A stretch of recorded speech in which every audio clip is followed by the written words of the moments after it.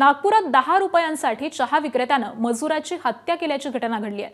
कपिलनगर परिसरामध्ये 10 रुपयांच्या चहाच्या पैशावरून मजुराचा खून करण्यात आलाय।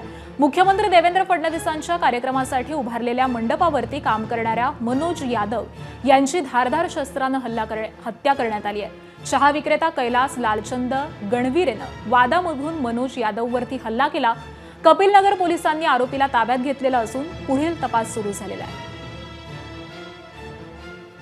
मृतक आहे हा आरोपीकडे चहा प्यायला गेला होता आणि त्याने चहाचं बिल न दिल्यामुळे जो आरोपी आहे याच्यासोबत त्यांनी वाद घातले आणि त्याला एक थापड मारले। त्याचा राग मनात धरून जो आरोपी आहे त्या आरोपीचा जो चहा बनवतो ते चहा बनवण्यात त्याने चाकू ठेवलेला जवळ जी दुधाची पिशवी फोडण्यासाठी आणि त्यांनी रागाच्या भरात त्याला पकडलं, मारलं आणि त्याच्या मानेवर त्या चाकूने त्याने वार केला आणि वार केल्यामुळे त्याचं आम्ही त्याला दवाखान्यात पोहोचवलं। मेवामध्ये त्याच्या उपचारादरम्यान मृत्यू झाला आहे। जो आरोपी आहे कैलास लालचंद गणवीर याला आम्ही घटनास्थळावरून ताब्यात घेतलेला आहे।